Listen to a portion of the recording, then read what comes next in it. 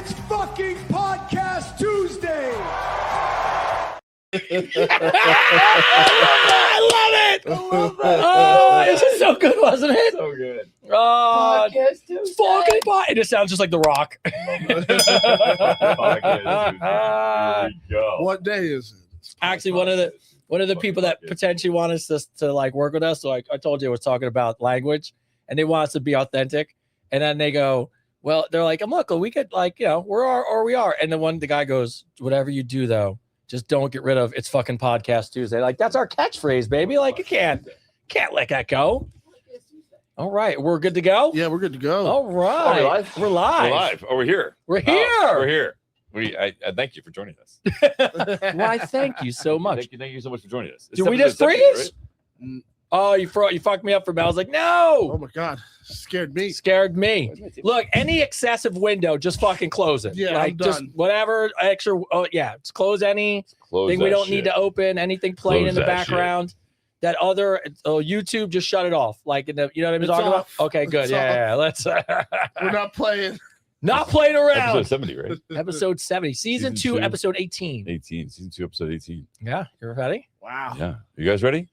Everybody ready? Ready. 3, 2, 1. Ladies and gentlemen, boys and girls, we want to welcome you to one of the best podcasts in the world, if not the best. The best. The best podcast. The best podcast in the world, I'd like to say. All because of you, the viewer.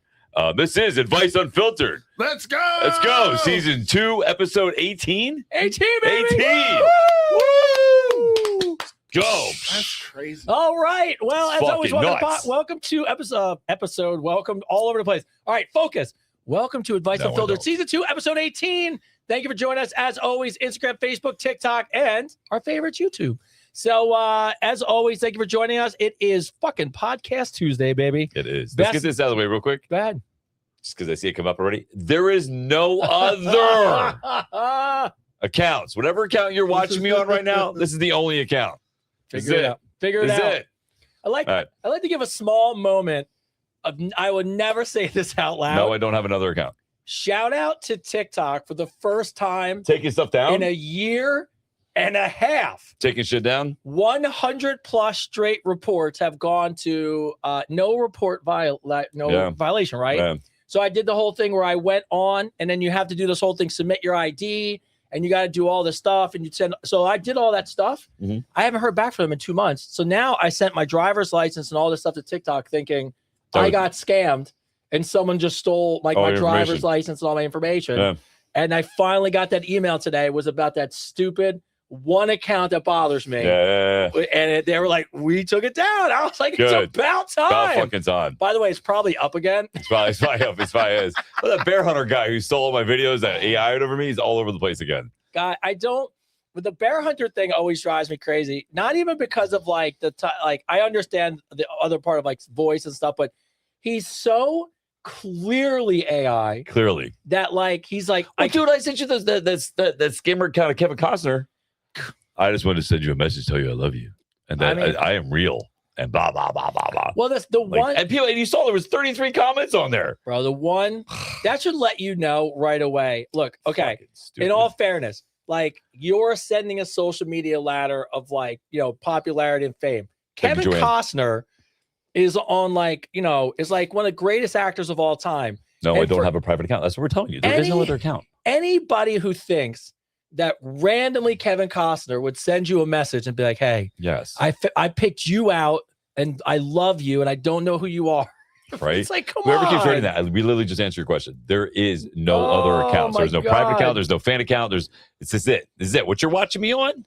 This is it. This is nothing else. This is it. Yes. That's why every time like a company reaches out to us about starting like a fan page or a coach page, I'm like, we can't because there's already fake ones out there. There's so many fake ones at this point. It's like I just let them roll. So you sent that screen. I was like, oh, it's why it's hard to stop scammers because the platforms that we're on have no incentive to do it. No. No, because they flood their stuff like that one guy, that Brian Effelman or whatever freaking. I literally went through and I banned, I think it was 300 accounts. For him, yeah. For 300 accounts of him. You know what I mean? I mean, in the last year, I've over at least 5,000 I can't even imagine accounts, how many fake accounts. If you can, it doesn't matter. These people, this is what they do. This is their job. So you people just have to be smart. Listen. We tell you all the time. We put a script on the top of the show. always. These are my only accounts. And here's how you can tell people. This is honestly how you can tell. And the scammers can't do nothing about this. If you want to see what the real account is, look at the viewing, look at the followers, right? And then look how old the videos go back to. Right, I've been posting on TikTok for 2 years now, and I've been posting on Facebook and Instagram for 11 years. So no scammer has all those videos. I will never make another account. This is it. What you see is what you get. All right, let's move on. Fuck this shit. All right, go on. All right. So as always, first off, the man behind the scenes, the man behind the camera, the man who's doing the production today. What's going on, Christian? What's going on, guys? What's up, bro? What's going on? Same fun, different day. Things are good. Things are good. Yeah. Look at a little shoulder roll going on. He's happy. He's going to be Star Trek or Star Wars yet?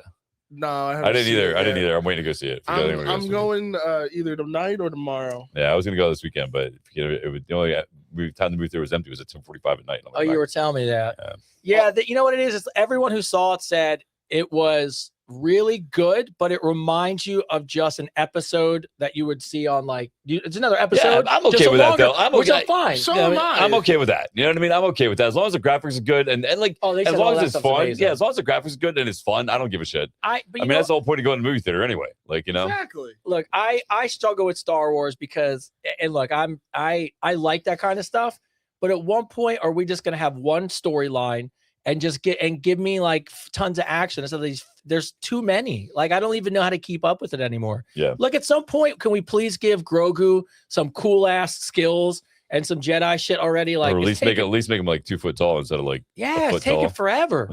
Come on, man, get the dude some powers. It's you figure Yoda's only probably 3 foot, so if we can, you know what I mean, Yeah, but Yoda's the man. When is Grogu going to do a backflip and cut someone with a lightsaber? That's what I'm waiting for. So, is it bad that I have the answer and I'm just you know what? I'm just gonna not be that geeky today. Why not? Well, because he's the same species as Yoda, and it's confirmed that they age really slow. Really freaking slow. Yeah, really slow. So he's stuck as an infant till we're dead. Yeah, but just because you're literally. What's Yoda? 900 years old? Yeah. It's he's 900 years old or something, right? So we won't even see him when he's an adult. But I just think the best thing ever would be one character that nobody's seen that has the power of the dark side and the light side, who's completely neutral, but is the baddest motherfucker. That's what I'm saying. That's why I want to see it. Gray Jedi. That'd be dope. Yeah, why not? What do we got? Why we got to keep watching this other stuff? So, anyways, I can go on all day. But anyways, how everything's going good? Everything's good, man. How are you feeling that you're going to be the face of Hardcore Synergy soon? Oh God.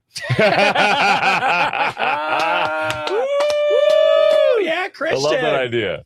Yeah, we're putting it in the universe. Listen, only because we plan on living forever, dude. You got to hang out too. You know what I mean? That's all it is.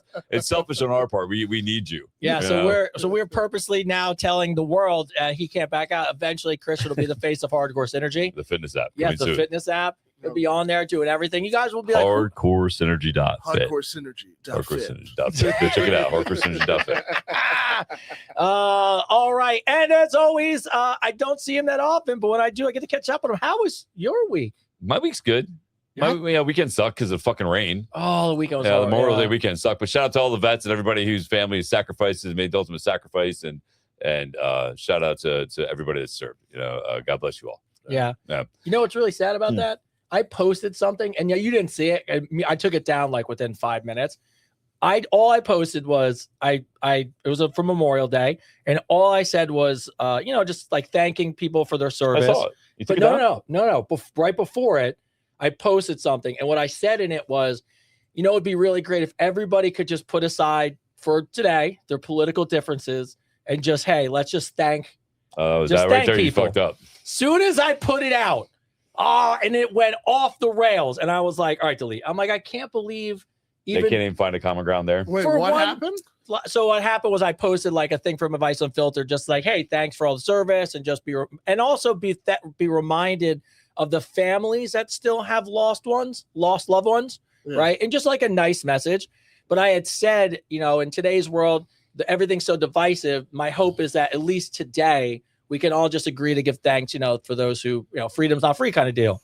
Your first 5 minutes in, Your it was on fire. Yeah, And I was yeah. like, oh, you got to be kidding me. Like, It's crazy because they can't just find a little common ground there. mistake number one, you trusted the internet. I know. Well, I you know what it is? know. I think people lost their humanity, bro. Like before, everybody understood, they could relate, put themselves in somebody else's shoes, understand and put compassion to somebody else losing somebody. And now it's like we see people die all the time on social media, right? We see stuff that I think we become so jaded by it that people really lost the value of what life's really about. It's not about your politics. It's about who.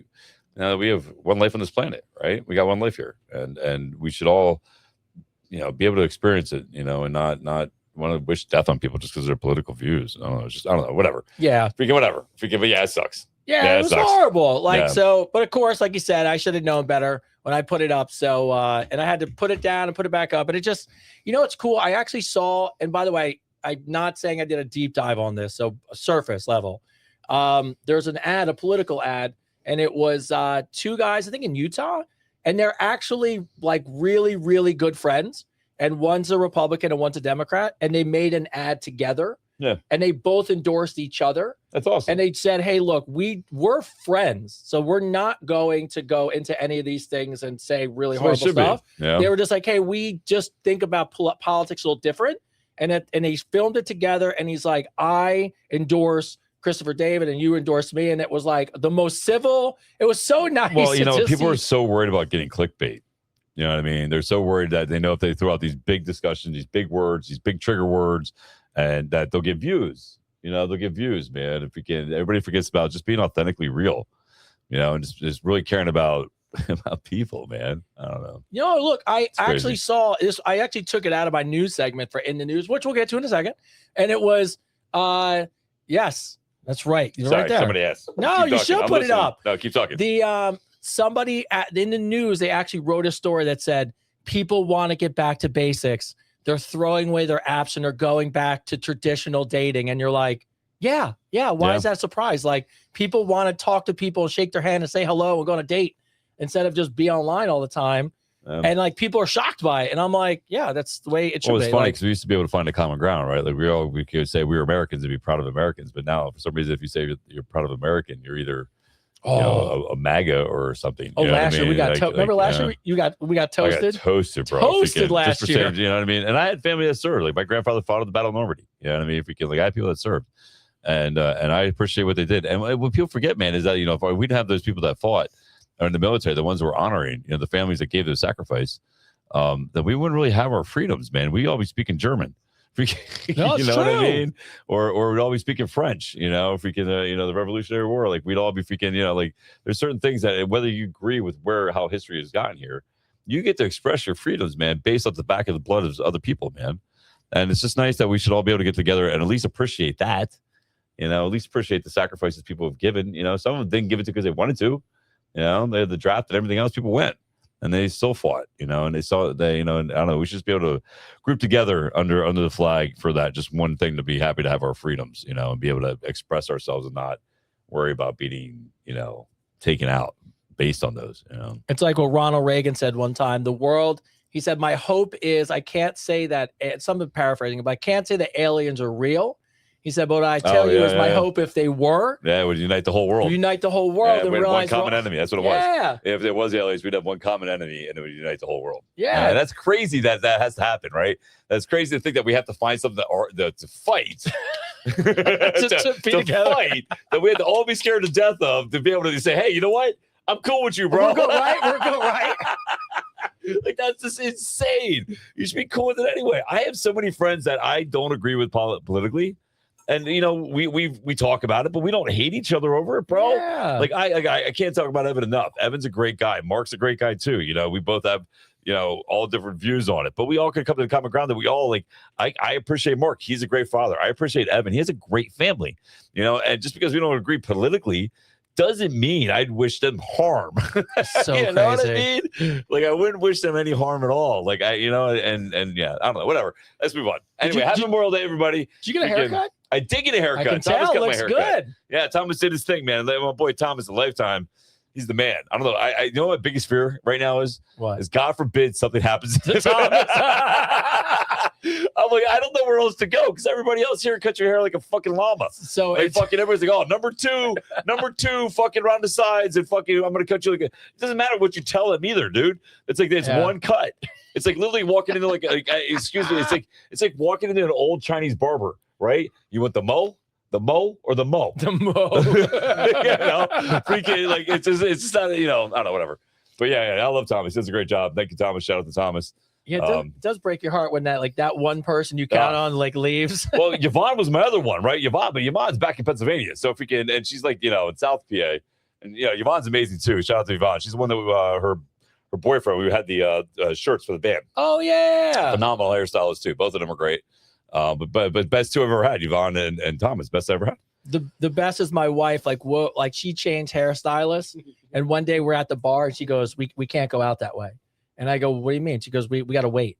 And I go, "Why?" She goes, "I stopped going to that woman and she's standing up front." And we couldn't leave the bar until this couple like went way over here. I was like, "It's okay. You just don't go there anymore." And she's like, "No, we can't. We can't. I don't want to talk about it." Yeah, it's so funny doing it when you know they like if I get my hair cut from somebody else, they feel like they're like you're cheating. You're cheating. Yes. Yeah, I mean. Yeah. So. All right. So in the news, just the things coming up for the Advice Unfiltered family. We have first. to call them aliens just distant neighbors. I don't know. Distant neighbors. See? Politically correct. Politically correct. Our distant neighbors. You with the 3 fingers and the big eyeballs. My distant neighbor. My distant neighbor. As they're shooting us with laser beams. So I touched my finger. Can you do that? I can barely. I mean, I struggle. I struggle. I can do 1 finger at a time. Can you? Oh yeah, I'm not. Oh, look at you guys gifted. Christian's like sweater ladies love me. I didn't do that on camera, by the way. Yes, I did. In the news, so a couple things coming up for us. First off, the Common Ground Grief Center on June 11th. We are going to be helping raise money in person at Martell's Tiki Bar, which is great. Obviously, the clam bake. The clam bake. We will be there for the clam bake. The clam bake. And but a really cool way, we've been invited to actually hear the pre-song. By the way, this is how crazy we're getting into this run and we don't think about it. So Karen, who is one of our Advice Unfiltered ambassadors, she's great. She's telling me she invited us to this thing. So I was like, yeah, we'll come. And she goes, oh yeah, we just got done laying down the drum track just came in. The drummer got it done. And I go, oh, cool. Like, no thought. She goes, yeah, it's a famous drummer. He did the drums for us as a favor. Like, oh, it's like, okay, like who? You know what I mean? And I don't know many drummers. It's not fucking Tommy Lee, is it? No, fucking Travis Barker. Oh, that's cool. Yeah, so that's Travis Barker. Cool, dude. So this is what we're getting on. So Travis Barker laid the track down for their song. Wow. It's a thing for them. So I was like, this is awesome. So, and that's cool. So that's great. So we're going there to see the pre-song release. And so that's going to be exciting. And that's on, and then following that is obviously June 11th. And then the other thing coming up in June 28th is the beach. Wait a minute. What's that? Y'all just got nominated. Oh, she's making Geek jokes. of the Week awards. Oh, I was excited. I was like, we got nominated for the award. I was like, what's going on? Just so you know, I won that award years ago. I know. I am the biggest geek nerd you'll ever meet. Oh, you don't want to talk to me because we'll geek out about all kinds of stuff. Yeah. We just, these brains start going. It's a wrap. Chris, sometimes. What did we geek out over when we first met? What was it, Doctor Who? Yep. Doctor Who. Oh, Doctor yeah. Who. Yeah. Guys went down a rabbit hole. Yeah, thanks to Freema. Shout out Freema. Shout out Freema. I remember I was at a bar one time and I was talking to somebody about something and somebody came up to me. We started talking about marketing and this girl leaned over to me and she put her finger on my lips and she goes, shh. She goes, just be hot.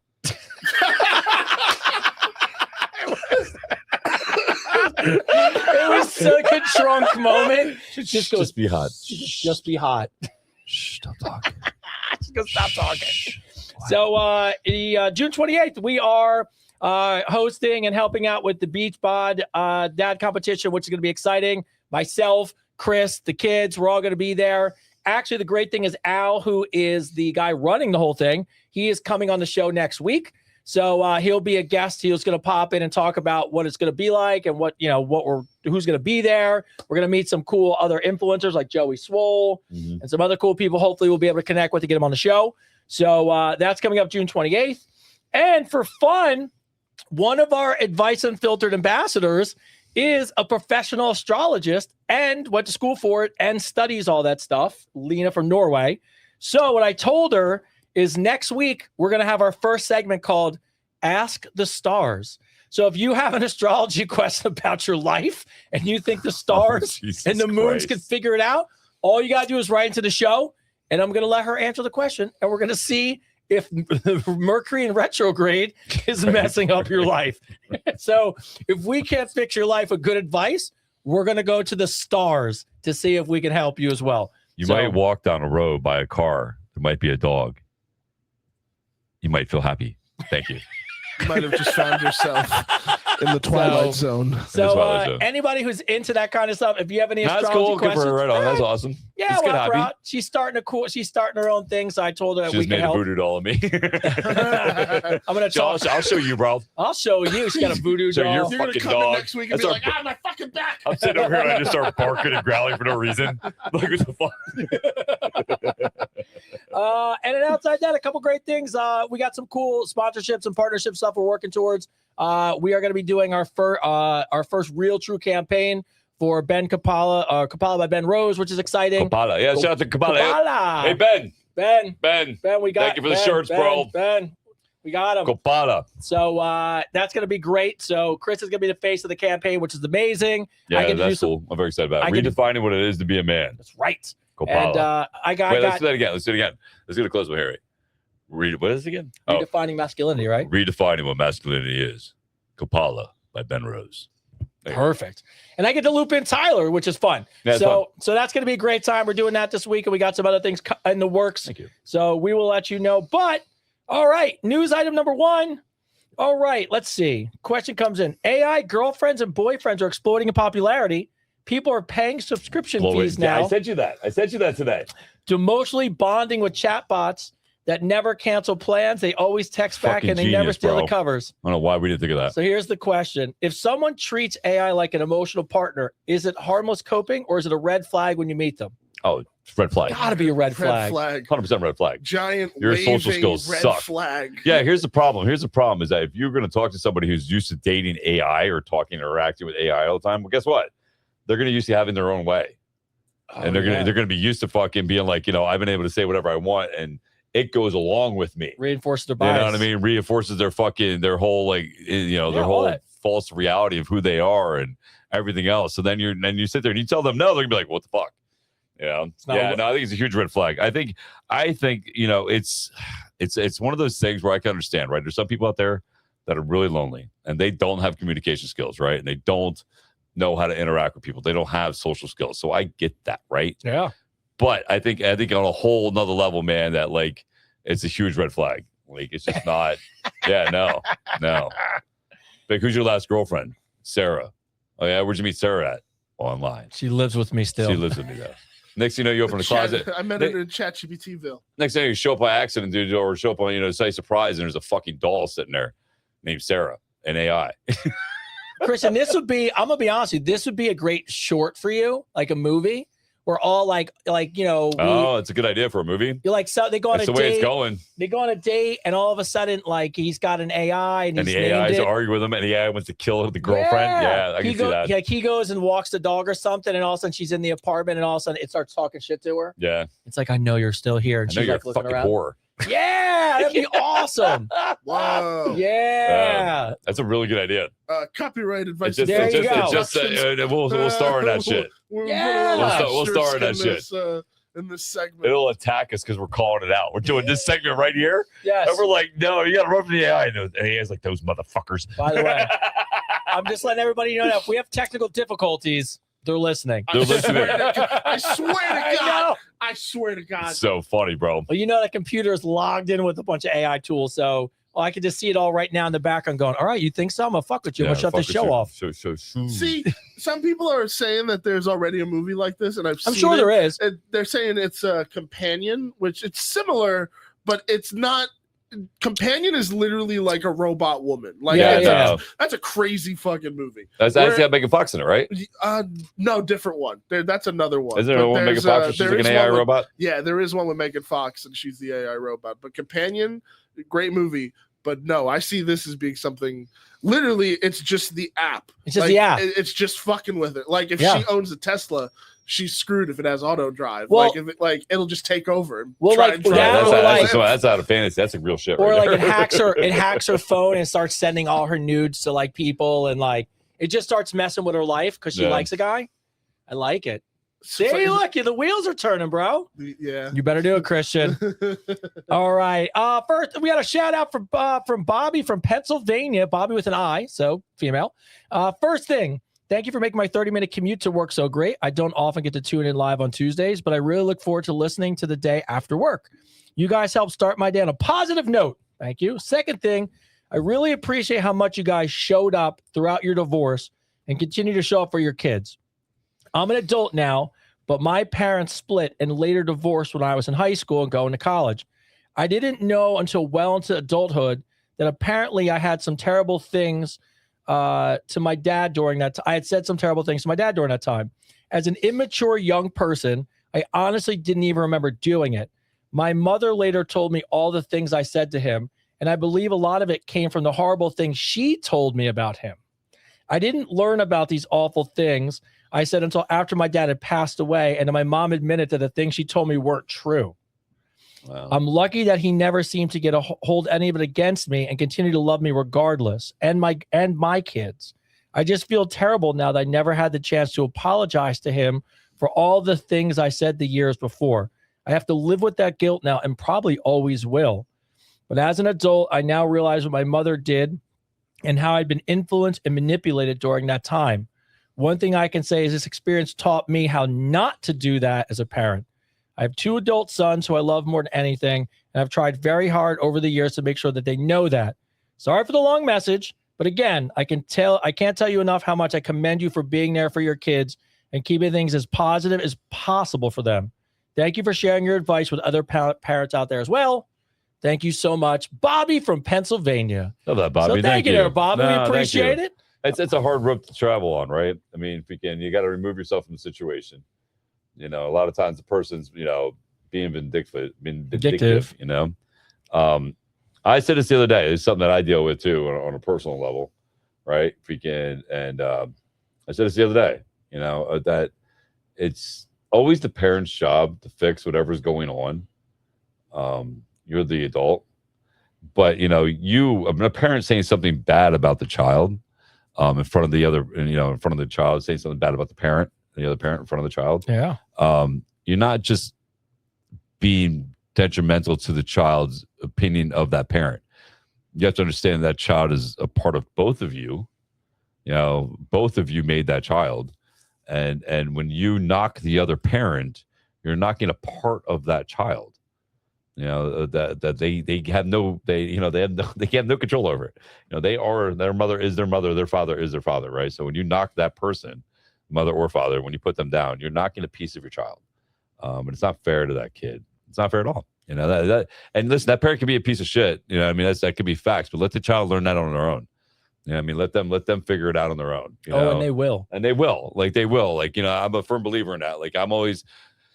I've said for a long time, that you can only play games for so long, and then that child's going to grow up and learn the truth, and they're going to see who you truly are, as an adult and as a person. You can't lie all the time. Eventually you're going to get caught, and especially when the child lives with you. So if you really want a good relationship with your child, all right, then you have to have a good relationship with your ex, with you just have to, or at least try, or at least stay, not opinionated about it. Like I don't knock my kids' moms. You know what I mean? I don't at all. And then, that right there, like I said, with my oldest son, I made sure that his mom was at every holiday, every birthday, every sporting event. We were both there, and there for a long time. We didn't like each other, man. We didn't like each other at all, but we sat next to each other and we put Isaiah first. And I'm very proud. I'm very proud that Isaiah will tell you that, yes, he came from a broken home, but he never felt like he came from a broken home. He never had to choose whether or not it was okay to love his mom in front of his dad or love his dad in front of his mom. He was never put in that position. And that's the way it should be. That's being an adult. That's being a parent. That's the way it should be. Yeah. When you actually step back and think about if you just step back from your divorce and say to yourself, okay, what is my job as a parent? Not your job, not your ex's or, your old partner. Your job is to give them the best home possible, the best life possible, and the best start to their adult life. And if you're putting your ex down, or you're yelling and arguing and always talking about what a piece of shit their parent is, I don't think you even can comprehend how much you will fuck them up in the future for their relationships, because they only learn what a relationship is like from watching you. Yeah. So if you're constantly doing it and they're constantly doing it, that kid's going to grow up in unhealthy relationships. They're going to have horrible relationships, and they're going to be a horrible parent. And when you think about it that way, look, Tyler said this to me one time. I'll never forget it. He said to me, he goes, he got a little bit older. So you're talking about 2 to 14 of me just being like, it's all good, buddy. Just eating it. And one day he said to me, he goes, Dad, can I ask you a question? And I said, yeah. He goes, what happened? Like, how did it fall apart? And I just said to him, I was awesome. I said, hey, buddy, here's what happened. And I really told my part of it. Like, here's what happened. We weren't great to each other. At the end of the day, we tried, but we were young and we made a lot of mistakes. And so whatever. And he goes, Dad, I appreciate you. I'll never forget this. And I go, why? He goes, because when I ask Mom, it's always your fault. He goes, when I talk to you, you take the blame, but you also talk about it like as a whole. And he goes, I can't tell you how much I appreciate the fact that I know you're honest because of the way you talk to me about it. And I never forgot that, because they get older and they figure it out. They're not stupid. No. And then now you obviously he's in your life, and and it's I watch him have a great relationship. He's in a healthy relationship. He's in a loving. You'd be so proud. He came down the other day. I was thinking about you because it's like such a dad moment. I was on camera and I look behind me and I see him, and he's in his prom suit, and he's like so excited, and he's got his shoes on, and he's trying to get my attention so I can see him. And like, he purposely got all ready. And so he comes over, and I come over, buddy. And he shows me, and he's like doing his thing. And then he goes, Dad, check it out. And he shows me a watch. And I go, okay. I go, buddy, I got a black watch. Like, it's all good. Like, you could just use mine. You have to go buy a watch. And now in my head, I'm like, don't spend the money. It's all good. Or I'll give you the money back for it. And he goes, yeah, Dad, but this one's special. He goes, because it has a blue face. And I figured that my girlfriend would like it because it matches her dress. Aww. And then in your head, you're like, oh, buddy, yeah. That's very sweet. Like, that's a right, win. Yeah. That's a win. But I think about that because he sees a healthy relationship, right? He sees actually how to treat a person, what it's supposed to be like, how you go through and we don't hide stuff from him. Like, my relationship with my wife, when we have good times or bad times, or one of us in a bad place, he's a part of understanding it and healing and understanding why we don't give up on people and why we're there. And now I watch him do it. And I'm so proud of it. So I can tell me and Chris could both tell anyone who tries to argue with us, we're telling you, be the bigger parent. Yep. It works out for you. Yep. It never fails. No, it does. If you're the bigger parent and you be an adult, everybody I'm sorry, but being a parent, your ultimate job is not to fuck your kid up. Yeah. That's your ultimate job, right? And whatever that means, then you need to do that. So your job is to make sure that your kid does not grow up fucked up like you are. Like, that's your job, man. Like, and I take that seriously. Like, you know what I mean? Like, me and my kid Avery were talking about therapy, and he's like, I don't need it. And I'm like, well, everybody says they don't need it, right? But it might be good to have, right? You've gone through a whole transition with your mom and me and freaking blah blah blah, right? And he goes, yeah, but I got you. And I go, I know, but it's different. And then he goes to me, yeah, but therapists come to you and ask you for advice. I go, all right, well, you're really playing this well. You're like, damn, you're a smart kid. You're a smart kid, man. Like, you're playing this fucking well. Yes, they come to me for advice too, but I don't know if we can. But yeah. No, I mean, it's again. Thank you, Bobby. I appreciate that. If we can, and that's a good lead into what we're talking about. Next month, right? Yeah. So next month is Men's Mental Health Awareness Month. And it's also Father's Day, and we have a great guy, Dominic, coming on. Mm-hmm. And so people to talk about their experiences being dads, and how being focused on being the bigger person and making their lives better has really benefited them. And I can't really wait for that. It's gonna be a great episode. You know what I mean? Yeah, it's gonna be. I'm excited about it. I know when you told me about it, we were so excited to have it closer to Father's Day, because you're gonna see an example of 3 different men who literally are kind of in the same situation, and ultimately made the decision that their kids are the most important part of the equation, and how it's turning out for the better. Yeah. And it just goes to show people that that's the right, like you said, I always go back to the Chris Rock joke. It's like, what's your only role as a dad? Is to keep him off the pole. Yeah, keep him off the pole, right? Keep him off the pole, keep him off the streets. So so if that episode, that's what are we doing now? It's going to be it's 3 weeks from, I think, the 18th or something like that. Yeah. Or something like that. So We're doing that episode. Tuesday. Yeah. So just keep that in mind for everybody out there that's watching. If you have a son, a brother, an uncle, a father, somebody that's going through something, that episode is going to be a really good episode to tell them to watch. It's going to be a great episode. Yeah, it's going to be a great episode. Yeah, it's the Father's Day episode. It's going to be really, really good. Yeah. Last year we had all the kids on the Father's Day episode. Remember that? That's right. That's right. We had all the kids here. Yeah. Awesome. Here we go. Yeah. And ladies, look, I'm going to be honest with you, mothers, single parents out there, it's just going to be great overall because even though we're guys talking about it, it's just important for both parents. Well, that's the thing right there. See, the world needs more fathers like you and me. But it's the thing. There really is, but they don't talk about it. They're all busy, like being dads. You know what I mean? But there really is, and I think the biggest thing that we all will be really good examples of, and Bobby, if you're watching, I hope you watch the show, is how, when we push all the bullshit aside, all the non-controllables, right? All the stress and anxiety, we focus on the things we control on, and we keep in mind that we want to be a really good example for our kids, so they can handle life, because life is not easy, as we can see. Like, life is hard. And, if we really love our kids enough to set that example, that it really, truly manifests in the really amazing things. And everybody has that ability. So, yeah. So, the 18th, make sure you watch that episode, Father's Day episode. It's going to be really, really good. It's going to be awesome. Yeah. All right. First question comes in from Tanya from Portland, Oregon. I've lost 42 pounds. And people treat congratulations there. It's a big way. By the way, I thought I say this now, and I thought about, because someone else said this to me today. When someone, and you live in this world, and I really thought about this because it's so interesting to me. Losing 42 pounds, 50 pounds, Melinda, who's 120 pounds, like so crazy, 100, she lost a person. Mm-hmm. She lost 100 and like 87 pounds, I think. Yeah, some nutty, right? Yeah. People, when you, Chris, you're not real. Poke me in the face. What did we gotta do? The 3 fingers. Wait, you gotta get the camera on me. Wait, hold on. Look. Poke me in the face again. I'm not real. Pretty sure I'm a real boy. All right, go ahead. When you think about this, what I want you to do, even if you lose 20 pounds, 25 pounds, that's a great one, right? A lot of people lose 25 pounds and they feel better. I want you to go to the gym and pick up a 25-pound weight. Oh, yeah. And realize what you lost. What you lost, yeah. That is like to hold a 45-pound plate in your hand and realize that's what your body was carrying. Yeah. It's mind-blowing, right? Yes. No, it's amazing, man. I think it's great that that's why I always want to make sure when anybody says they lost any weight to give them applause. Give them the credit they do. Because they said that. I guarantee you I lost 42 pounds. They probably didn't much thought into it, but they really go to the gym and pick up a 40-pound weight. And we can see how much weight you actually lost. It's heavy as shit, bro.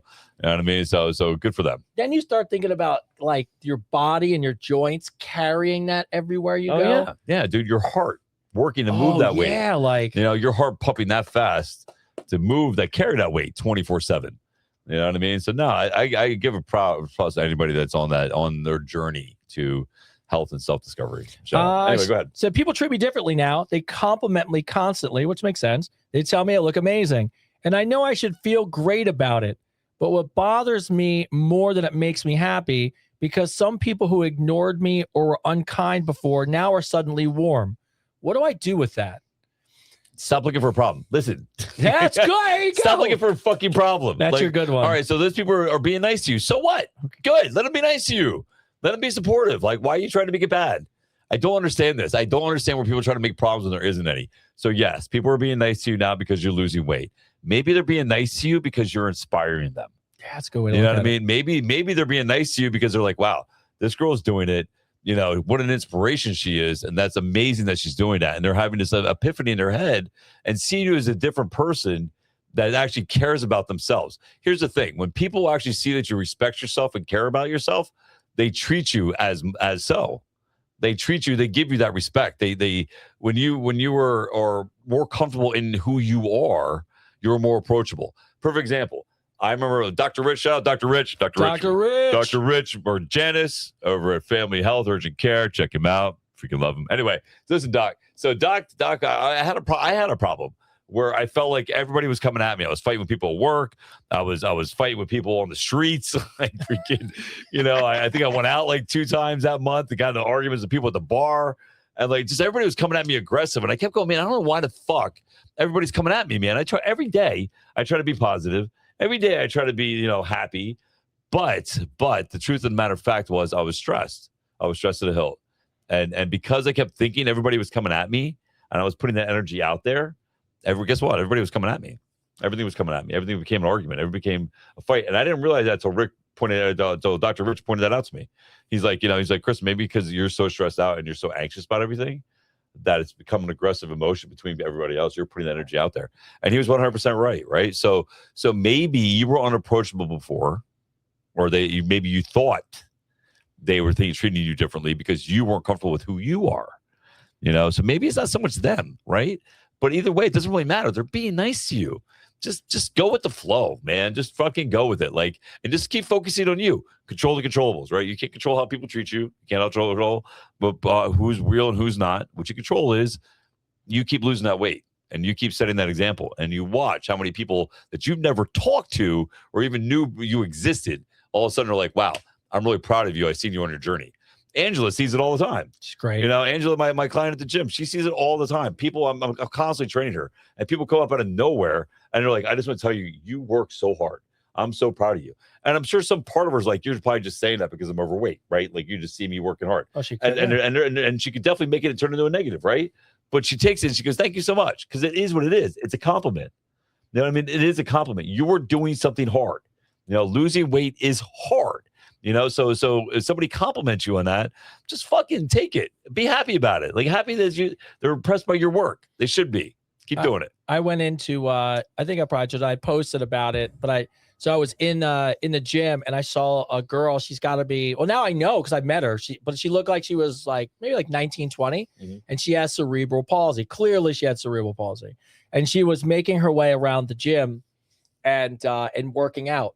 And, and people were, watching. Now I'm not saying staring or anything, but, the people were just watching and stuff. And I was amazed at how not only does she have the difficulty of like the equipment, but also just blocking everybody out and trying to make her way from thing to thing. And she just kept a little smile on her face.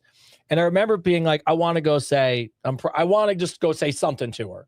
And in my head, I was like, don't do it because then maybe she'll take it the wrong way. And then I was like, no, fuck that. So I went over to her and I just went up to her and I said, you're inspiring. And I gave her little knuckles. Yeah. So the hugest smile on her face, yeah, right? Dude. And she daps me up. So I like geeked out about it, right? So flash forward like a week or two later, I see her again.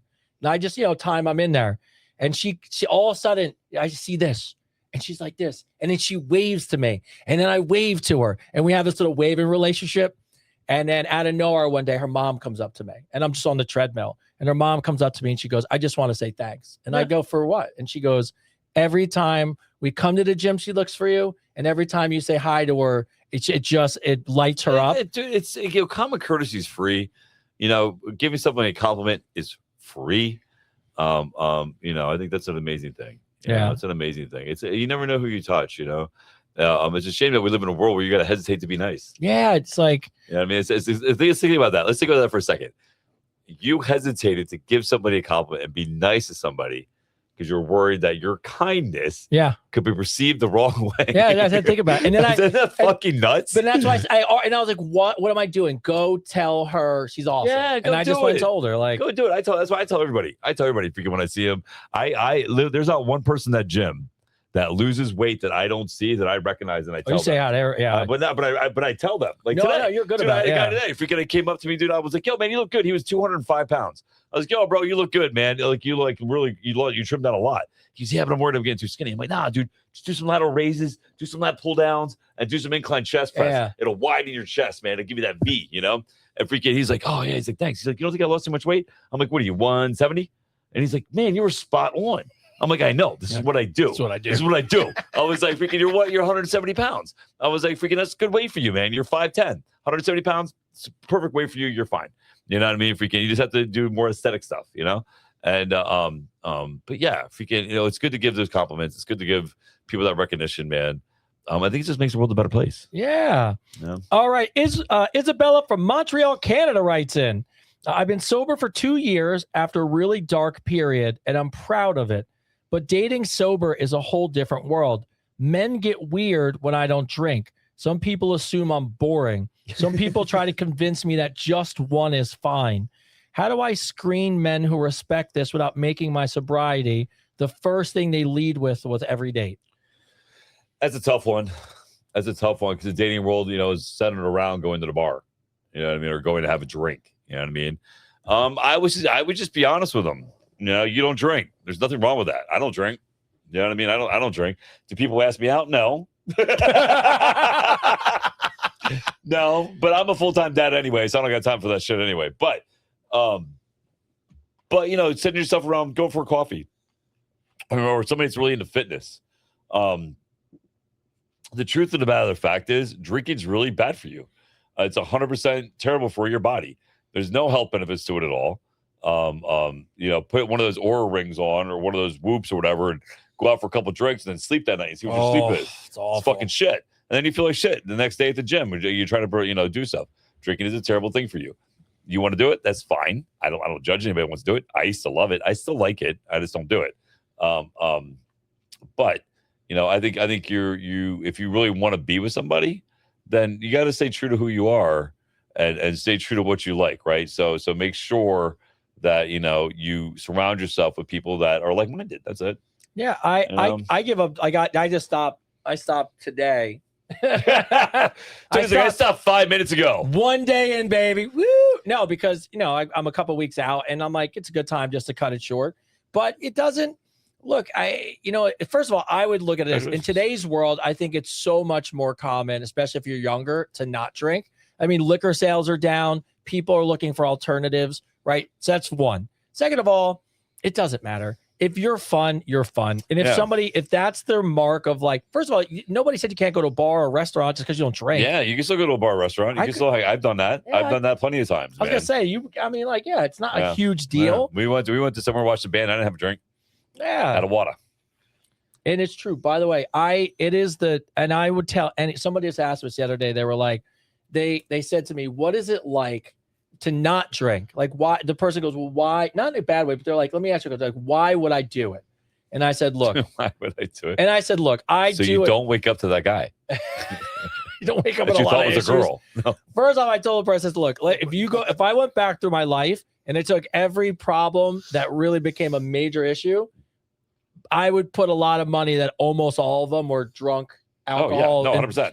Fights, bad decisions, marriages. Yeah, all that stuff comes from excessive alcohol. Yep. But if you've never done it, I would challenge you to just do it for a month. And I know people do like the dry January, so I get it. But like if you haven't lived sober for a while, I thought about this with my wife post COVID.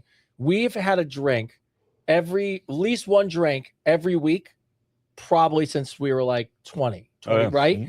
When you give your body the break and it goes, oh, we just get to operate without poisoning ourselves and actually like live a normal life, the weight comes off, sleep gets better, the workouts are better, mood's better, the mood's better. All of a sudden there's weirdest no mood swings, there's no depression. Yeah, alcohol is a depressant. It makes you depressed. It's proven fact. There's no events. There's nothing that says alcohol makes you happy all the time. No, and I would tell you from doing it because I like to drink. But throughout the year, I'll stop for certain things I'm doing. I guarantee you, because I know it happens. All of a sudden, people start to talk to you more often. Mm-hmm. They actually want to talk to you. And the funny thing is more people than you realize will go, how do I stop drinking? Yeah. Because it's just getting old. Yeah, so, well, that's at our age. If we can, especially our age. Our age is retarded. Shot, and I'm like, all right, I'm good. I'm like, so I can't. Stupid. Like I literally. Well, where'd I go? Where'd we go? I went somewhere. Restaurant? I went somewhere and I went to that thing. I know what you're talking about. Yes, that thing. And I had a what did I have? A rum and no, was it? Oh, it was a rum and Coke or something, a rum and diet or something. Nah, it was like Sprite and rum or something. I don't know. It's like a small thing. Oh, it was a small cup. I only had it was like this big. It was like a rocks glass. And I had that. I only drank a little bit of it, like maybe half of it. And I can feel it in my head. I was like, ooh, this is fucking no good. Like your body's like, Chris, what are you doing? What are you doing? Yeah, it doesn't. It's. I actually am looking for. I'm glad there's something on the calendar for me to work towards for it, because it is true. Once you get in the rhythm of it, I'm like, why would I ever go back? No. And I'm actually glad I have a really good. Because I took a break for almost a year. My relationship is much better with it.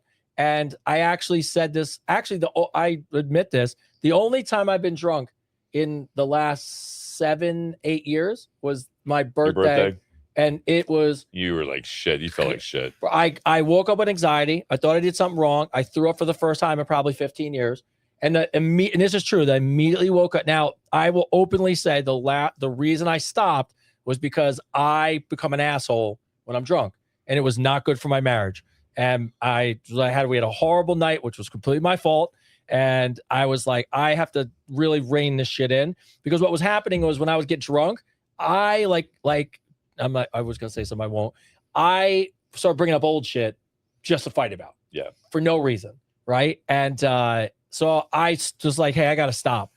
I have not had an argument with my wife in 7 years that has anything to do with us going out.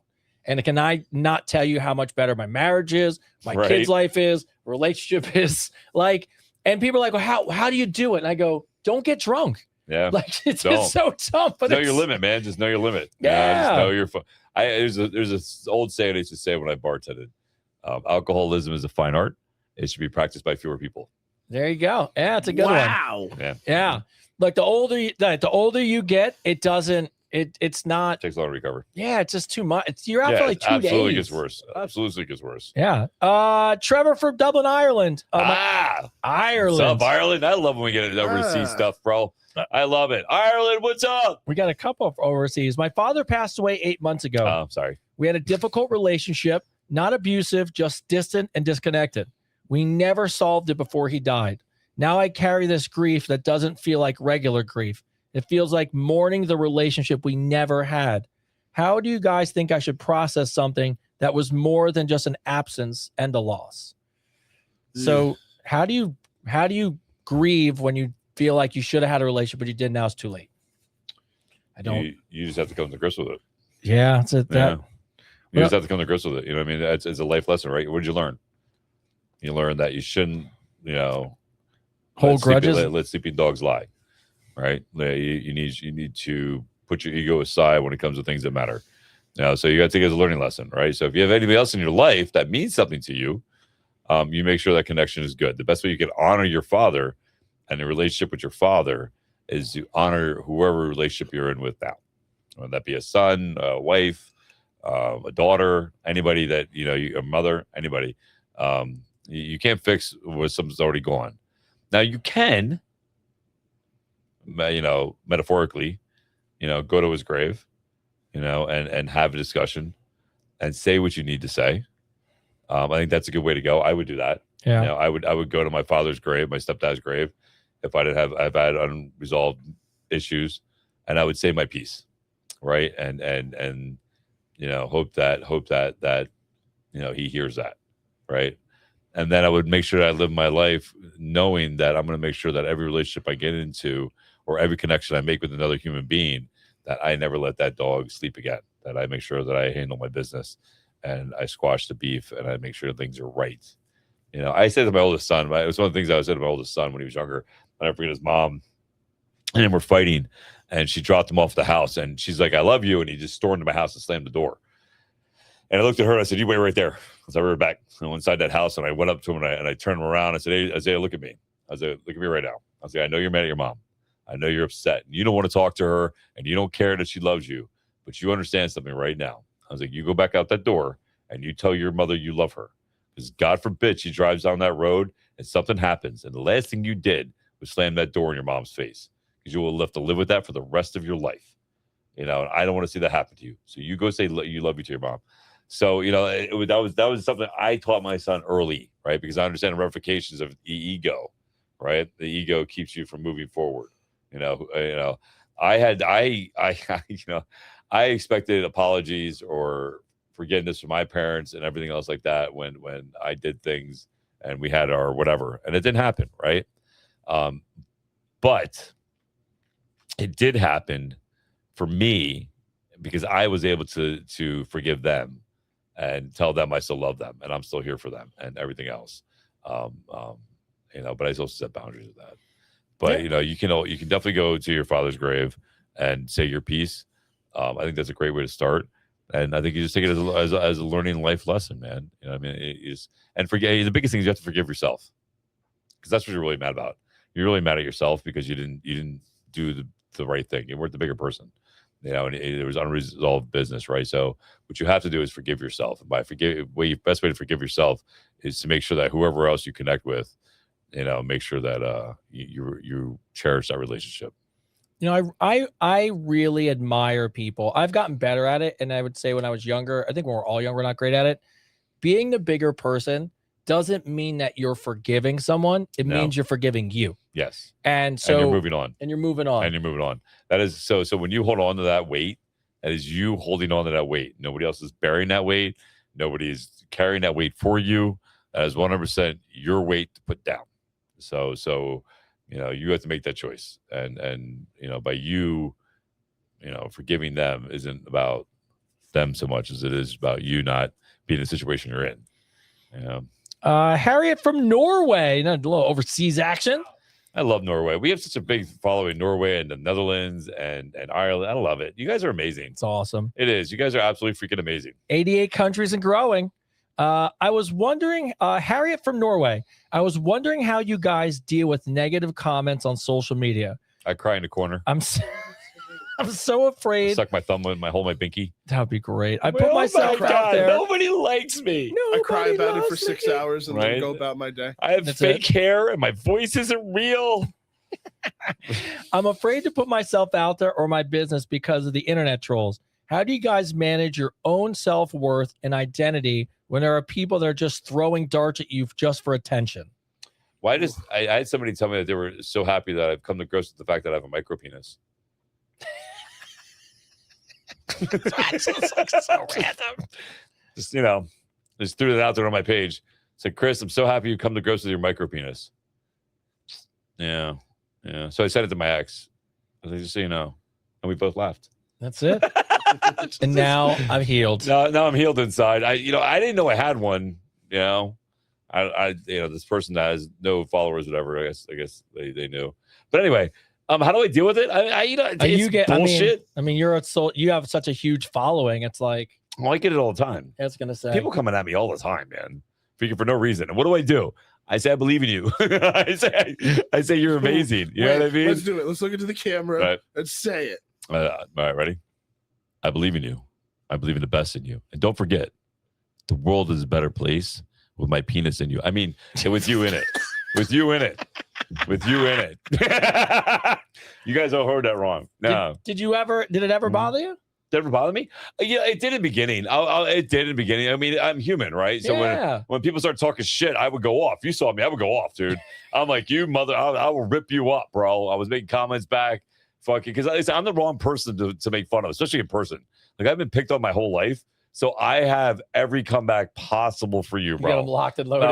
Locked and they're just waiting. Like I got a whole Rolodex of just talking shit. You're the master of one-liners. Oh yeah, there's no doubt, bro. I'm good at that shit. You know what I mean? Like fucking, that girl making a comment, Chris, you keep racking the points. I'm like, man, it doesn't matter as long as you keep it score. That's all that matters. You keep score because nobody else is paying attention. Fucking nobody else gives a shit. No, here's the thing. It bothered me in the beginning. It doesn't bother me anymore because, love me or hate me, I know who the fuck I am. Like, you're not paying my bills, and here's the thing too, I can back up everything I do, right? One of the first videos I ever made that kind of went viral was like somebody called me cocky. They were like, oh, this fucking cocky dude thinks he's all fucking that, blah, blah, blah, blah, blah. And here's the thing, I told them, I said, what difference between cocky and confidence is? Cocky is assuming I can do it. Confidence means I've already done it and I'll do it again. So, it's just one of those things that, you literally have to just let it roll off your back. Those people don't know you and they don't mean shit to you. And the reason they're talking shit to you is because you're better than them. I take it more personal if I actually knew them. Oh, yeah. I mean, of course, then I would probably smack the shit out of them. I'd be like, so I can back this up. But no, if we can, it's really when somebody's attacking you online for no fucking reason at all and talking shit. It's really because they're really fucking insecure in who they are. I have never once, and this is God's honest truth, in my 11 years on social media, I have never once gone on to somebody's post and felt the need to put them down. But I thought, no matter how ridiculous I thought they were, no matter how stupid I thought they were, like those, I'll tell you who bothers me on social media. You want to hear who bothers me on social media? Those kids with the tattoos all over their face. They go, hey, man, brr, man. You know what I mean? Have you seen those guys? They're all over the fucking place, dude. It drives me fucking nuts. I'm like, your dad should have smacked the shit out of you so you talk fucking normal, right? So, but I don't go on a kid's post and go, hey, your dad should have smacked the shit out of you. I don't tell them that stuff. But it bothers, they irritate. They do. There's something about them that irritates me. But I don't go on the post and talk shit to them. I don't care. It doesn't matter. You know what I mean? It doesn't fucking matter. I separate reality from real world, right? I see that email where somebody was coming at me because I didn't pay attention to my live stream because I was getting my hair cut. So weird. And I was walking up the steps. And they sent me the video of me walking up the steps, not seeing the gifts that were sent to me, and then yelled at me for not paying attention to them. Right? And at first I was like, man, I would never disrespect somebody like that. Yeah. Like if you sent me a gift on social media or and I saw that shit, I would at least, acknowledge the fact, at least at the end of my thing, right? And I got cut off of my live because I was going up the steps there and I lost my feed and it got cut off.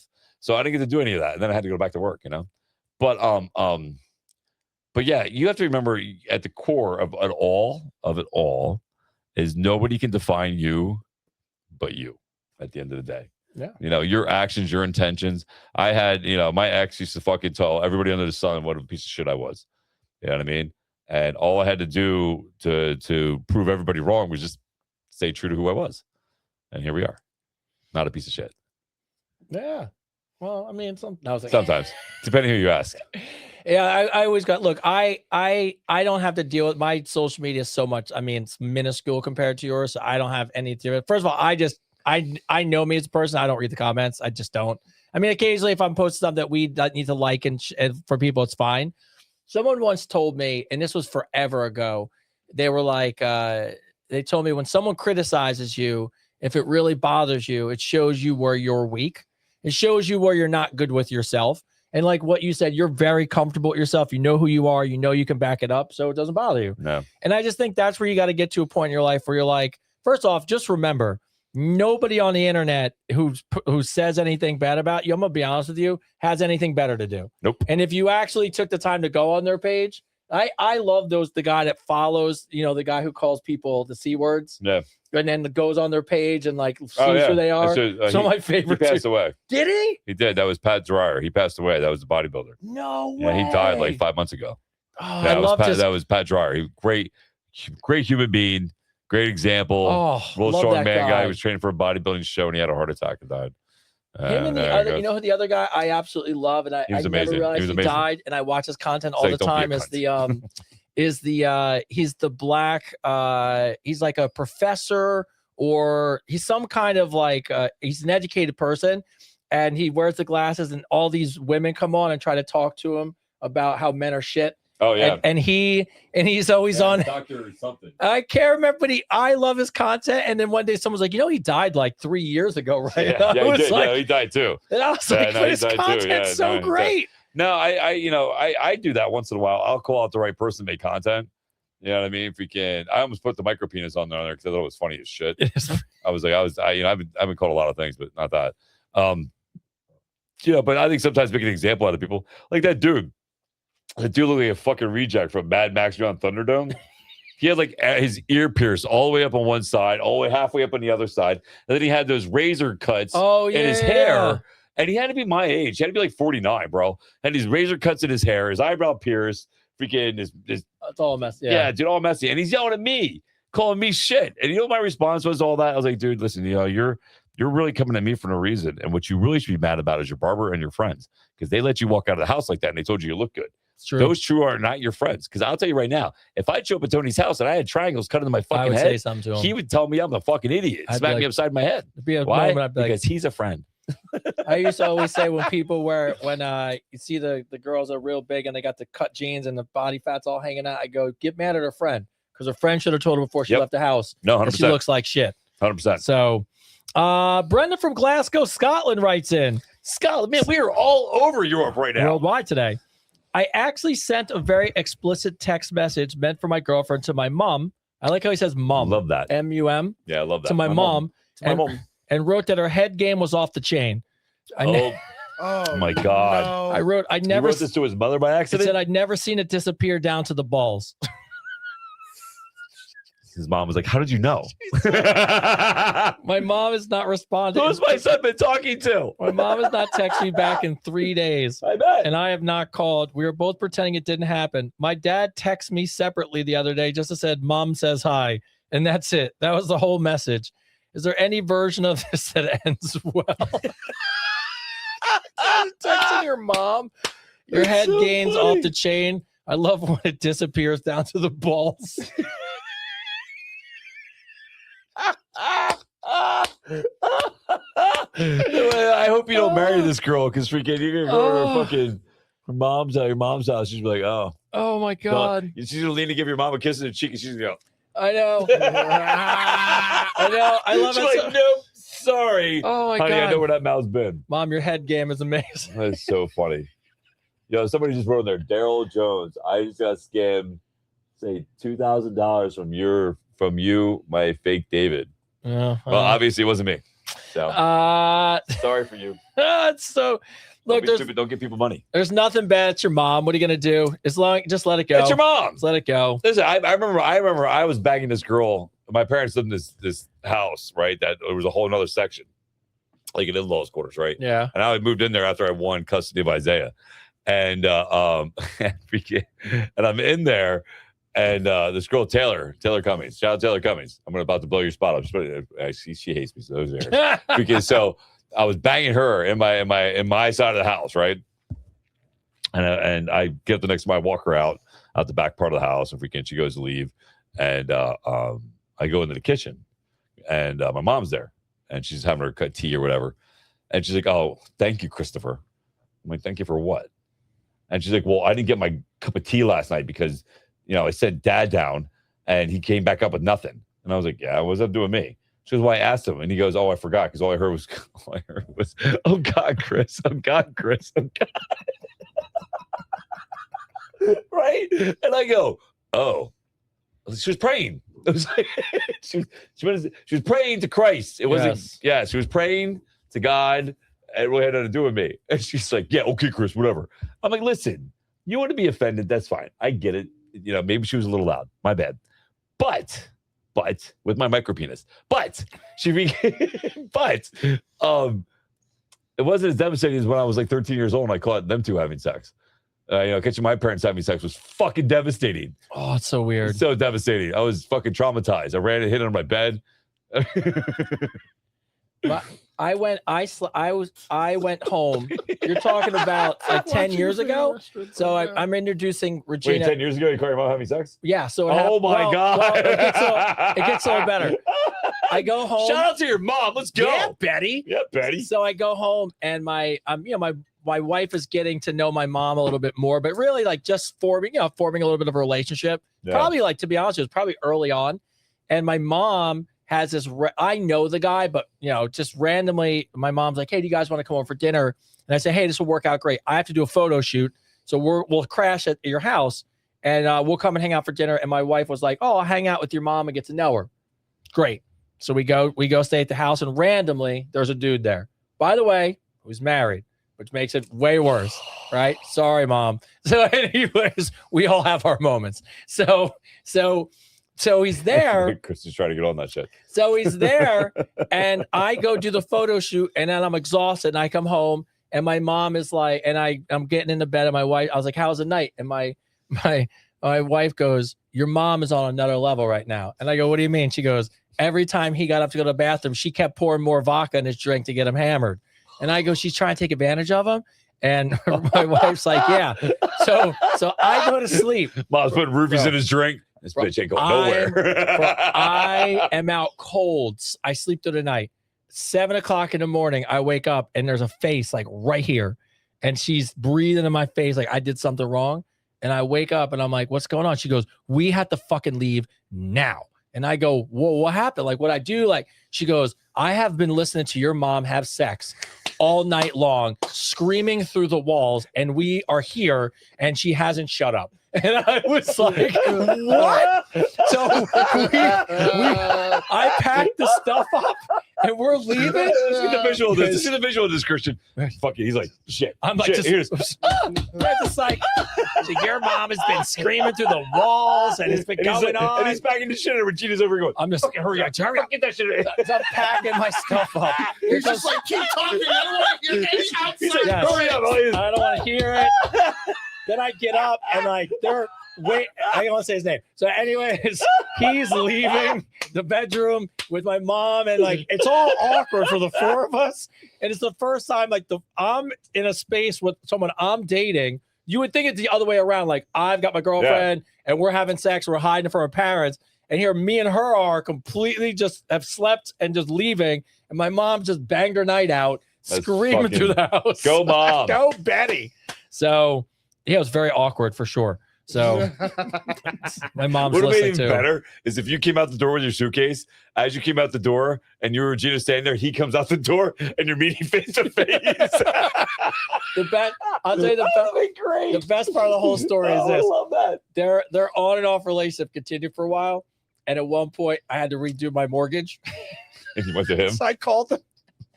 Go ahead, like, bro. I go, hey, buddy. And I know him, so I go, hey, buddy. He goes, what's going on? I say, I need a favor from you. And he goes, what's up? I go, so, the mortgage rates have come down. And I'm thinking about like refinancing my house.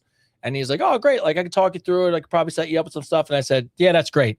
I go, look, bro, you're fucking my mom. So the way I look at it is like, you should do this for free for me. Right? I'm going to tell your wife. And the phone gets real silent. And he goes, it's a valid point. Yep. Valid point. So fast. Valid point. Oh my God. And he did. So shout out to him. And we'll just your mom will get over, bro. You should just make a joke about it. Just make a joke about it. You should be like, I wasn't texting you. I didn't mean to text you, mom. I was texting my boy Ronnie. I mean, just make it sound like it came from you were sending it to a guy to get her to go, what? Oh my God. And they'd be like, I'm just kidding, mom. It was actually my girlfriend. Forget it. They should be really blow her mind. They should be like, oh, and she'll feel better about it. Oh my God. It's so funny. It's so like as much as I always think like, how is that possible? It happens. It like you don't dude, even. I told you, this guy sent me a video of some nasty poo-tang, and I thought it was funny, and I sent it out on a mass text. And I didn't know. I get a call from like Ron. I'm like, what's up, Ron? And I get this Spanish lady yelling at me, going, "You're fucking disgusting!" And she's like yelling at me. And I'm like, who? You're not Ron. I was like, that number's Ron must have changed his number. I'm so sorry. I'm so sorry for that. You're like, it's happened. It happens. All right, Deshaun from Atlanta, Georgia. What's up, Deshaun? All right. My girlfriend asked if I would still find her attractive if she shaved her head. I mean, come on. I just said yes without hesitating. I mean, what's the odds that's really going to happen? Idiot. But then she hit me with, well, what if I gain 100 pounds? And I paused and really thought about it. I didn't really mean to pause, but she clocked the pause. Now we're fine, but we both know what that pause meant. Is there any way to recover this? Or let's just be honest. Let's just really say it. If you're dating someone and they went off the rails and stopped caring about themselves, why is it unpopular to say that the relationship would be over? It's one of those things where people go, if I gain weight, would you love me? And yes. But then I think to his point, like, what are we talking about? You just stop caring about yourself? Or well, yeah, I mean, so again, it goes back to people who gain weight. I'm a firm believer in this, and I could be wrong. People who gain weight are unhappy in their lives in some situation or something in their lives, right? Because to be honest with you, nobody really wants to be overweight. I mean, GLP once proved that, right? Nobody really wants to be overweight. No, and it's not even about aesthetically how you look. It's about your longevity of your life and the quality of your life, right? But losing weight's hard. Maintaining weight's hard. I don't think there's anything wrong with being honest with somebody. I had an ex-man that asked me the same question. She goes, would you like me if I had short hair? I was like, if I wanted short hair, I'd date a boy. Is what I said to her. I was in my 20s. And it made sense. And she cut her hair like fucking Kate plus 8 with that fucking turkey bob thing up in the hair, where it looked like a turkey's ass up in the back, and then fucking was like had the 2 long things here in the front and the little fucking. It was so bad, bro. And she came home. She's like, "What do you think?" And I'm like, "I don't like it. I don't like it." And she goes, "Well, no man's gonna tell me what to do." I'm like, "First of all, I didn't tell you what to do at all. What to do? Yeah. I was like, you asked me a question, and all I said was, I don't like short hair. You know what I mean? I'm allowed to have my opinion about what I like and don't like, just like you are. You know what I mean? Freaking, you know."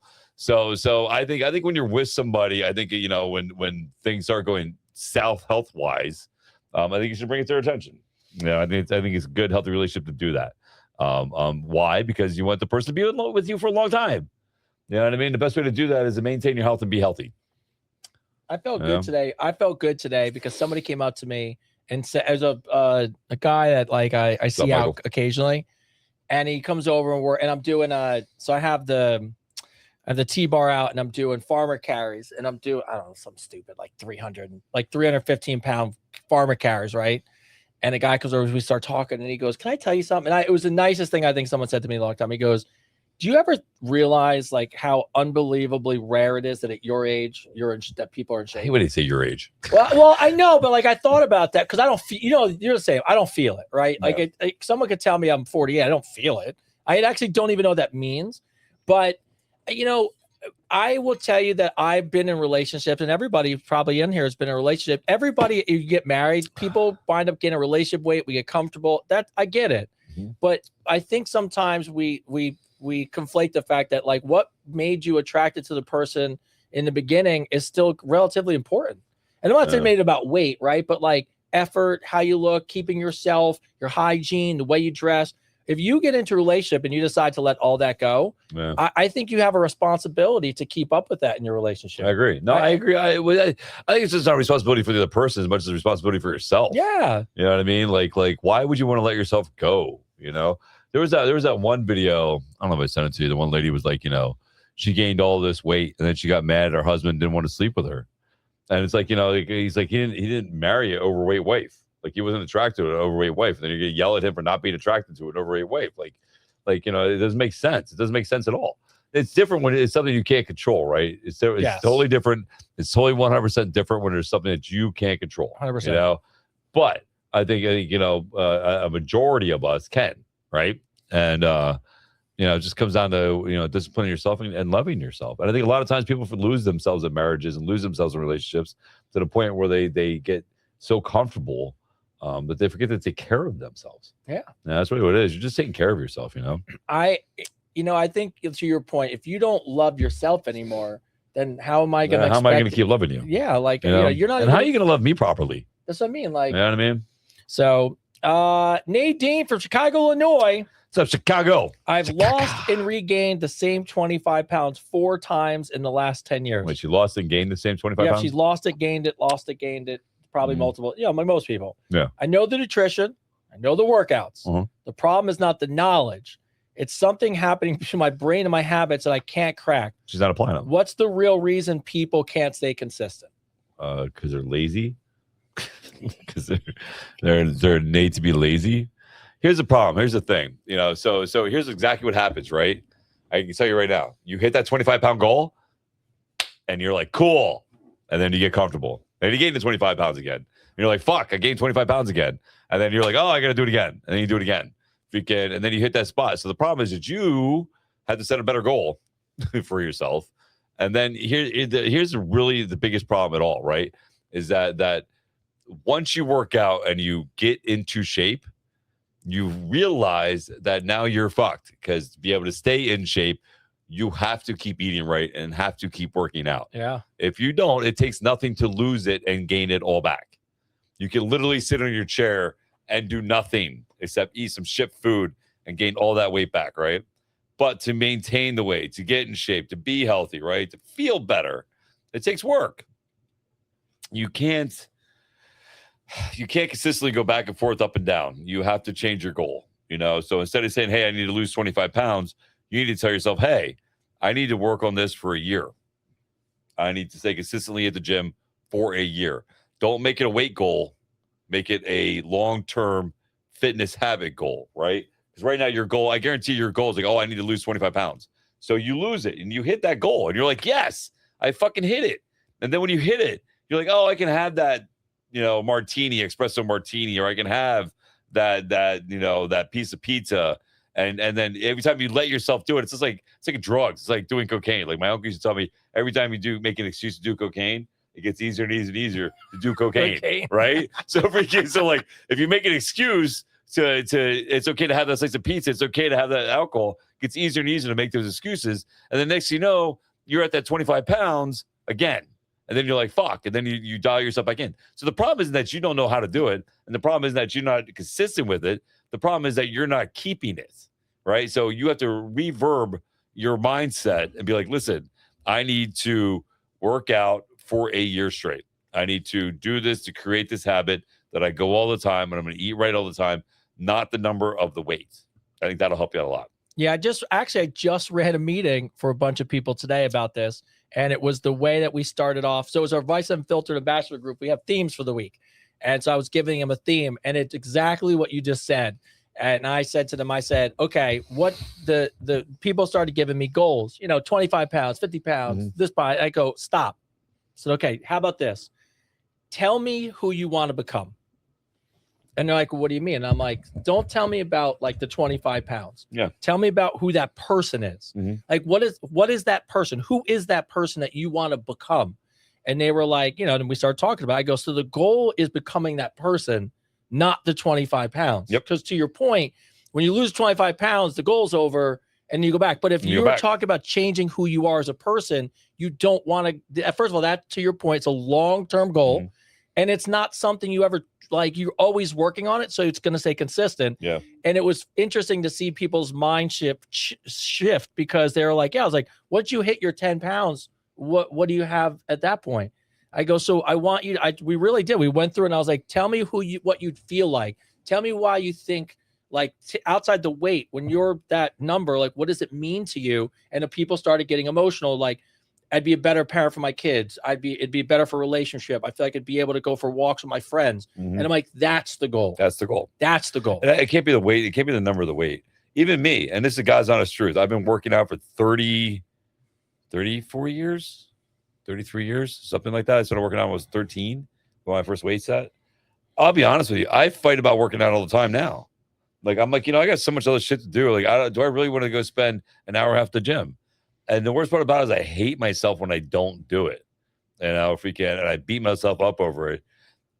But the moment I go, I feel better. I went last night with Avery. We went at 7 o'clock last night. We worked out till 8:30. We went Saturday night. Me, him, and Alexis all went. And we worked out until like 8 o'clock, And, we went and did the work. Felt better every time I did it. I tell people all the time, man, weight loss, being healthy, eating right isn't physical.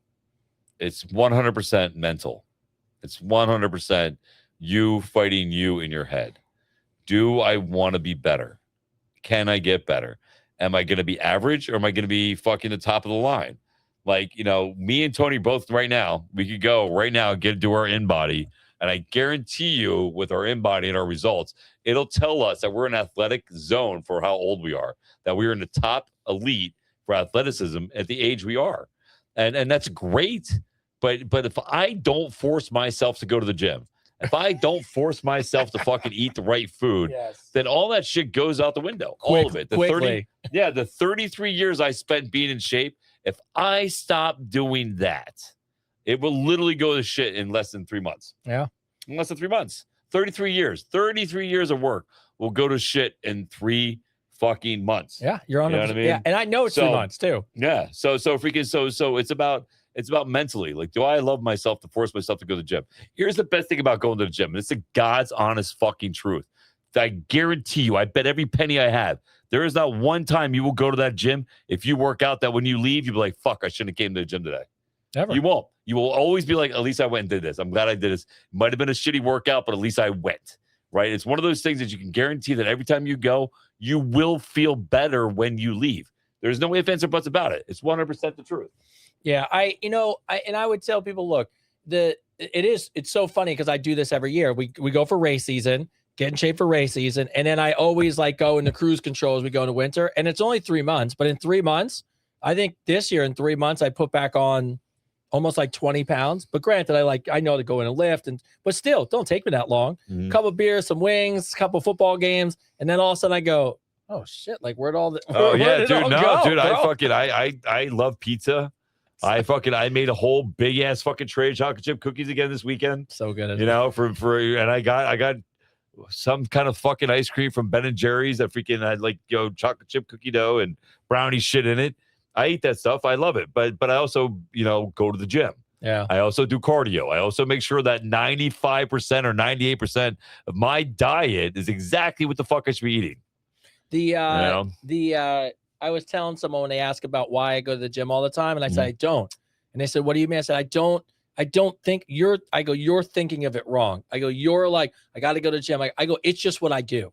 I go, I think of it like work. I don't even give it thought. Tomorrow I get up, and that's just part of who I am as a human being. I go there or go do something active to start every morning. When I stop thinking about like I have to go and it's just part of what my life is, it's so much easier. But I but this is why I love what you said, because I feel the same way. I was actually just telling the group, the Advice Unfiltered group, I said, I love Chris so much. And they go, why? I go, because Chris has a sweet tooth. And I said, I go, because you'll do it. I'll come in. I'll be like, what are you doing? You're like, I feel like shit. I'll be like, oh, you sick? You're like, nah. You're like, I had a donut. I'm like, oh, you go, yeah, I had like 7. Yeah. Now I go all in, bro. You go all in, bro. There's a fat guy trapped in his body right here. He's been trying to get out for 33 years. You go hard in the paint. I go hard, bro. Real quick, somebody says, I met your son last weekend. Who are you and what son are you talking about? Where? Where? All right. As we get close to the end of the show. God, that was fucking quick, man. Yes. Listen, you guys, if you haven't, you need to go to YouTube, like, subscribe, and share. You need to follow me. You need to make this show go big, so we can do this every fucking day, and we can just hang out with you guys. Yeah, we have a marketing company that's working us on this thing. It's called Upfire, where we're going to start giving people rewards for liking, sharing, and subscribing. And a big part of that's YouTube for us. And when we get to the membership and access to us, it's the only way for all of you that want to meet Chris or be on a Zoom or talk about the book or meet us in person or get on calls with us. The only way you're going to be able to do it coming after June is if you are like, share, and subscribe the YouTube channel for sure. Yes. And if you do that and you're a member of the Advice Unfiltered group, which we're going to have a whole different thing that's coming out, you'll be able to book time on our calendar. You'll be able to meet us and Zoom with us. It's great, but you have to do your part, which is the free part, which is like, share, and subscribe. So, yes. All right, Jerome from Baltimore, Maryland. What's up, Jerome? I never had a father figure, no uncles, no coaches who stepped up. I learned how to be a man entirely by trial and error. Now I have a 9-year-old son who looks at me the way I wished someone had looked that I got a chance to look at. I feel the weight of that every single day. How do you say to a man who is trying to give his son everything he never got while still trying to figure himself out? So wait, he never had a good father figure, yeah, and now he's got a son, and he's trying to give his son everything under the sun while he's still trying to learn how to be the father he never had. Right. Wow, so welcome to being a parent. Yeah. Welcome to being a parent, bro. It's what it is. Here's the thing. With your first kid, you're gonna learn all your mistakes. That's what you're gonna learn. All your mistakes you're gonna learn your first one. What I will tell you is be the father that you deserved, that you wanted, right? And that also means don't overcompensate either. You be the father, the father, not the friend, the father your kid deserves, right? You teach them tough lessons, life lessons. You treat your parenthood as a job. But be the father you deserved, that you knew you wanted when you were growing up, right? The biggest thing I can tell you, man, and Tony will agree with me on this, anybody that's a real parent will tell you too, you have to understand something. The most important thing you're going to learn about being a father is time. Time. Spend time with your child. It goes by so fucking quick. Can't emphasize that enough. It's the biggest lesson my oldest son taught me, was time. I was spending so much time trying to be that provider of a father, when to provide the house, provide the toys, the games, the clothes, all that stuff. I was so worried about providing that I was absent from being a father. That I was there for the football games. I was there for all the big stuff, right? But I wasn't there for the stuff that really mattered, like like, like just that little bit of individual time. Today on the beach. Yeah, like today on the beach. Like that, like, I say this all the time. I loved it. I saw it. I knew, man. I mean, it was like dad moment. Yeah, dude. No, I forget that's the thing, right? Like, so like my oldest son taught me this. This is one of the things I told him when I found out my ex was pregnant at the time. I told him, I said, man, listen, you're going to see me treat Avery differently than you. Right. And I said, I'm not treating him differently because I love him more. I'm treating him differently because I didn't know how to be a father when I had you. I was 22 years old when he was born, going on 23, and I was young. I was dumb. I still had long hair. I was like freaking, you know what I mean? Like freaking, I had hair down to here. You know what I mean? I was still like living like, this life. And I had no idea to be a father. So the biggest lesson my oldest son taught me was time. Time is the most important thing. You don't have to be perfect, man. You don't have to be perfect. You don't have to be anything more than be who you are. But the most important thing you can give that child more than anything else, man, is your time. That's the one lesson I can give to you, man. And because of that, like I was single for 6 years. After Avery was born and I was divorced, every weekend I had him. I had him every weekend for 6 years. And I didn't go out at all. I didn't go on dates. I didn't see anybody. I didn't talk to anybody because I knew that, my weekends with him were limited. They were counting down. Even now, he's gonna be 12 in 4 months. That kid's gonna be 12. Freaking, and like he's already getting friends and he's hanging out with the weekends. And like, I asked him if he wants to play video games. He's playing video games with his friends. He's too busy. Mm-hmm. He's got a social life. So like the biggest lesson you can teach anything that you can do is literally just spend time. Don't put so much pressure on yourself, man. Just spend time with him. Just be that dad that you deserve, man. Yeah. Look, and two things that Chris said. First one is, when you were telling Isaiah, I cannot tell you how much your kids appreciate you being vulnerable and honest. Yeah. That's all they want is to feel like they're part of you having that discussion. Yeah. And I'm sure Isaiah, and I know because your guys' relationship is so great now that's so meaningful for them. But here's how much I know time matters, because we've both had nothing and we're trying to be providers and do all this stuff. So Tyler now in his life has more than I could have ever given him. And I'm in a better place and I owe a lot of that to my wife as well. And so, we're busy. So and this has actually just happened recently. So, I'm doing the podcast and then work and then all this other side stuff. So Regina comes downstairs to me one day. It's literally just a couple weeks ago. And she goes, Tyler misses you. And I go, yeah, I know. I said, I'm trying. She goes, no. She goes, he said something to me. And I go, okay. And I'm like, in my head, I'm thinking he's got a girlfriend. We got the call. Like he's got stuff. He's got friends. Like he's got things now. Right. Mm-hmm.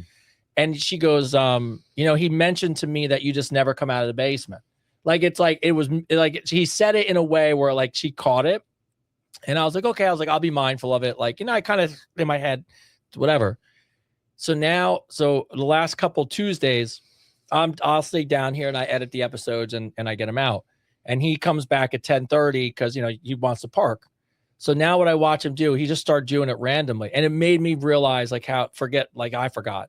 So he'll come sit here and say nothing and just eat for no other reason that we're in the room. Mm-hmm. And then it dawned on me, I'm like, it doesn't matter. I could give him everything in the world financially. Yep. It doesn't matter. Doesn't matter. All he wants is time. Your time.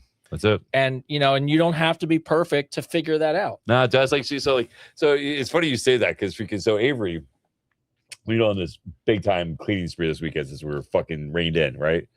And my kitchen table, like any bachelor, is used for putting stuff on, not so much for eating. Freaking is there. I cook, but me and him sit down in front of the TV, or he sits at his desk, I sit at my desk, but so we cleaned everything off the table. Everything's off the table. He cleans everything in the kitchen, and that kid, he cleaned the closet, bro. Dude, he went through all my shelves and threw away everything that was expired. He threw away everything. It was like, yeah, dude, threw away everything that was expired. Fucking went through everything, cleaned everything, dude. Found a basket I didn't even know we had. I'm like, where the fuck that come from? Freaking all this stuff, right? The kid's amazing. 11 years old, cleaned the shit out of my place, right?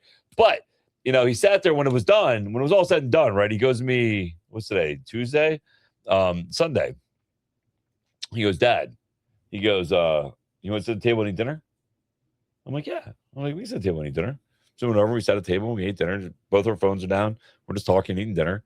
And then he says it again Monday. He goes, the table's really cleaned off. We should have dinner, at the table. And I'm like, yeah.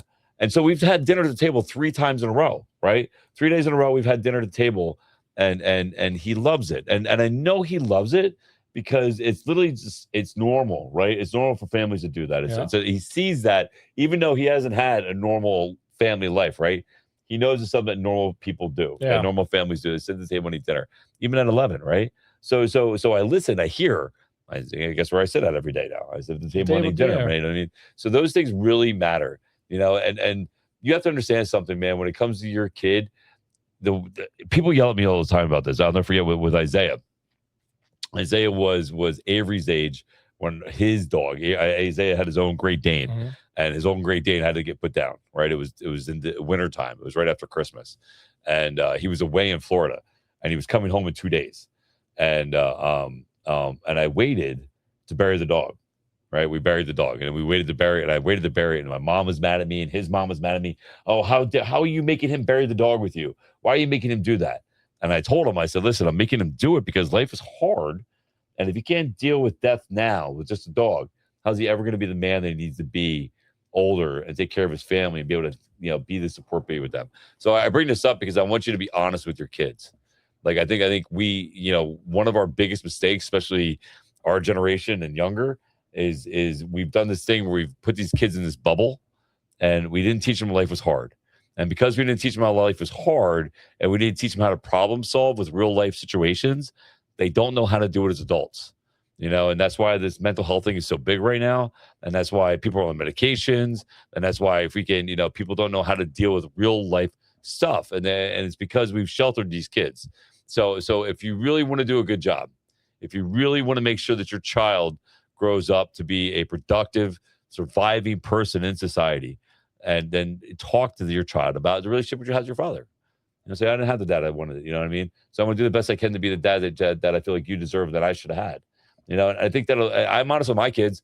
My oldest son understands because I didn't have a good role model, right? My older father, my stepfather treated me like I was basically his house mechanic and contractor. And then my father was absent most of my life, right? So I didn't have that good example of how to be a dad, right? So when I first had a kid, I used both those traits. I provided and I made sure my oldest son knew how to work on shit. Didn't care about fucking tears and stuff. We don't got time for that stuff. And I did everything that I was taught from my first father, my real father, and my stepfather. And it wasn't until I got older that I realized that I could have did things a little differently, right? So I think if you're just, and I told my son this, my oldest son, when he grew up, he resented me. He did.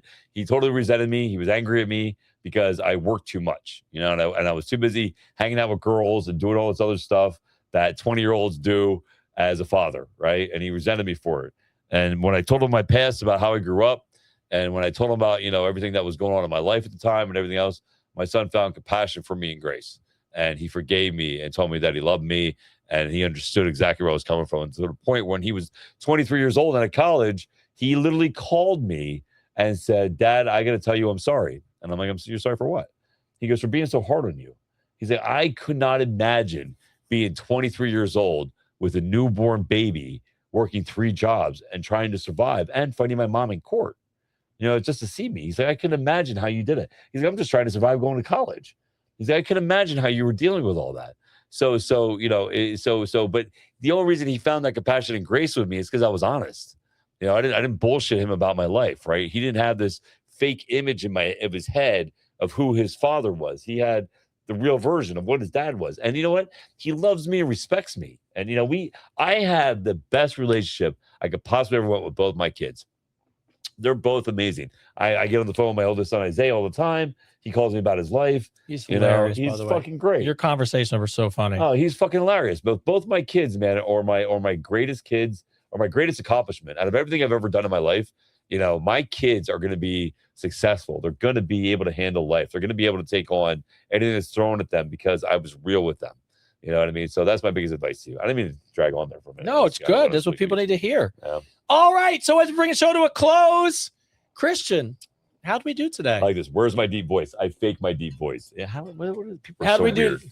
I don't know. People are so weird. They think because I have that guy, I say good morning and I'm all calm and I'm not like emotional freaking. I'm not like that. People's voices don't fluctuate. It'd be amazing if we could pull that off, like with all this content you have in the world.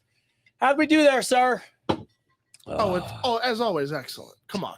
It's advice unfiltered. I can't believe I went by so quick. You know, that's the weird part. Is like I keep looking at the clock and I'm just like, how did that fly? It flies by. What do you got coming up this month? Anything exciting, Christian? Nothing crazy going on. I'm writing this crazy new movie. That's been really fun. Is that the script you sent me? Yeah. I have notes for you. Do you have notes? Mm-hmm. Oh, sweet. I read the whole thing. Oh, awesome. I took some time for this shit. You were like, you swear to God, could you imagine if he did crack? I don't know how old he got. I'm going to see. So I was like just talking to Doc John. And he's like, "What are we doing?" I go, "I'm coming to your house on Thursday." I go, "Why?" Because I got to get ahead of this so we can get it done. And then my wife's like, "Dad, like, are you okay?" I was like, "We got this. When it rains, it pours, babe. We got to keep it going." So one of these days, I don't know how I do it. Are you coming Thursday night? Or are you busy? What's Thursday night? What? You'll have to remind me when we're cover reveal. No. Right. Well, let's talk off air. All right. Because let's talk off air. All right. So, all right. So to end the show today, I wrote a poem. You wrote a poem? I did. It's called "When We Go Bankrupt." Roses are red, violets are blue. I just want everyone to know why you need to like, share, and subscribe to the show. Otherwise, this is what's gonna happen. Like, subscribe, share. Like, share, and subscribe, or this is the outcome. I want 2 to 3. Life moves fast. Don't live it scared. Say what you feel. Let people know you cared. Dream real big, but start real small. Most people fail because they never try at all. Take care of your body and protect your mind. Be strong enough to lead. Be soft enough to be kind. Make some money. Make some mistakes. Make some memories too. Life gets better when you stop trying to pretend to be someone that isn't you. Some days you'll be unstoppable. Some days you'll feel stuck. Some days you'll have the answers. Some days you won't give a fuck. So laugh really hard and love with your heart. Don't wait for perfect timing. Just pick a place and start. Stay weird. Stay grateful. Stay honest and stay true. Remember, the world doesn't need another copy. It needs more of you. As I pass the mic to Christopher David, my brother from another mother, my ride or die. If Advice Unfiltered ever goes bankrupt, we'll be selling dildos with his voice inside. If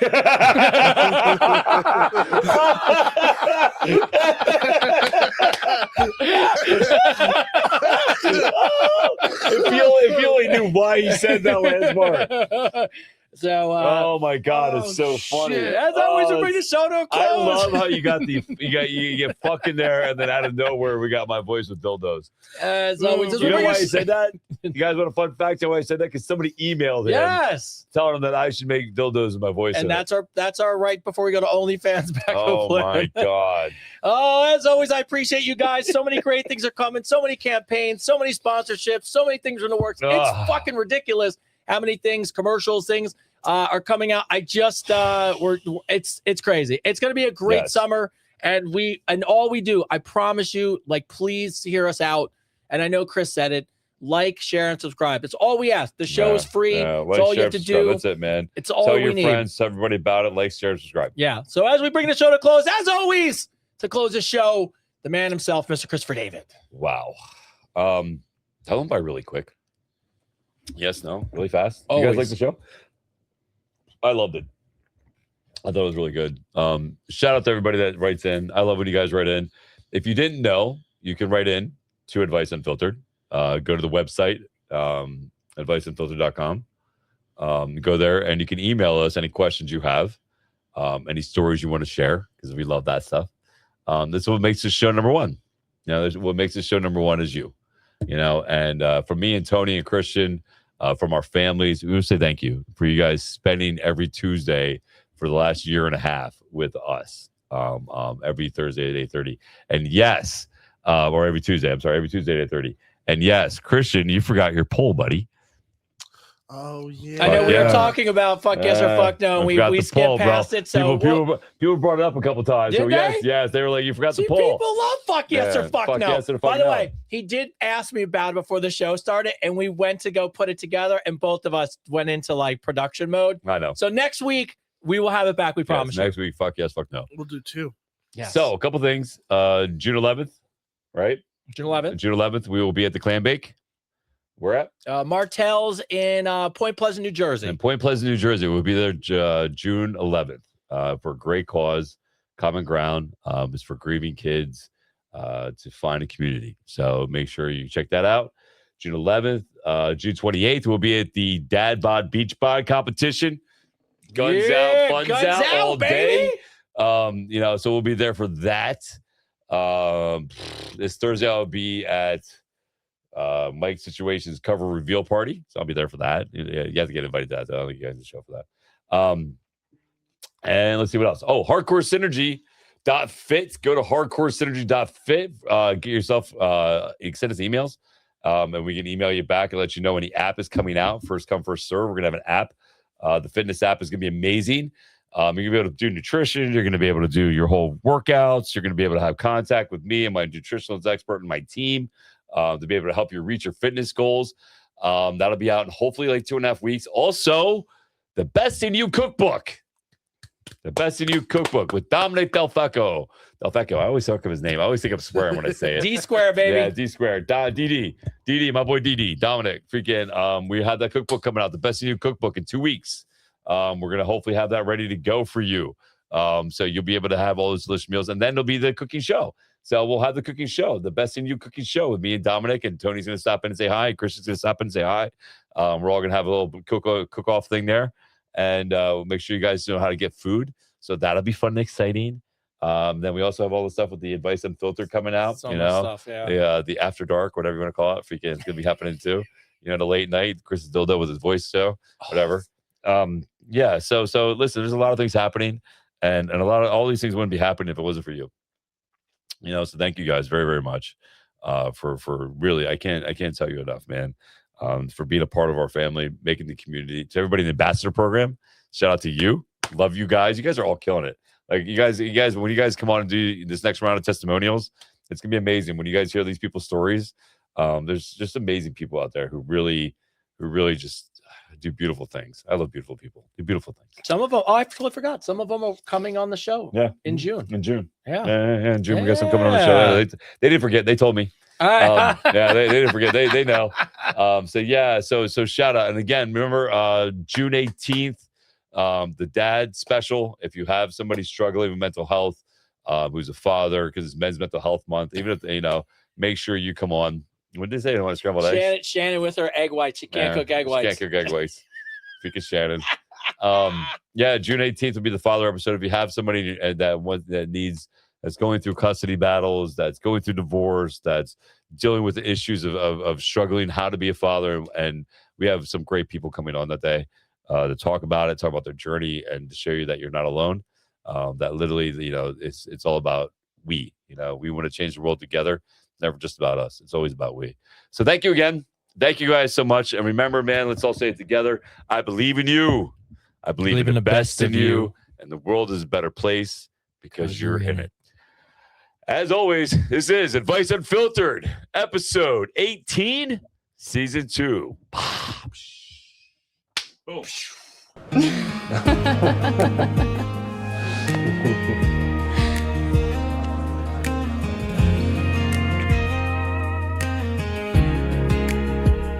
Your coffee mug still sits by the sink like you're coming home in the morning. And I still leave the hallway light on, pretending I still live in this story. There's a hoodie hanging off the chair, smells like your cologne and cigarette smoke. And I swore I'd pack your things away, still choking on the words you spoke. I drive past our street some nights like a person that can't move on. Windows down in the freezing rain, trying not to call your phone. Everybody says time heals things, but time just makes this house more quiet. There's still a dip on your side of the bed, and I still hear your name in the silence. So I'm learning how to lose you slow, like autumn trees letting leaves go one by one, till there's nothing left to hold.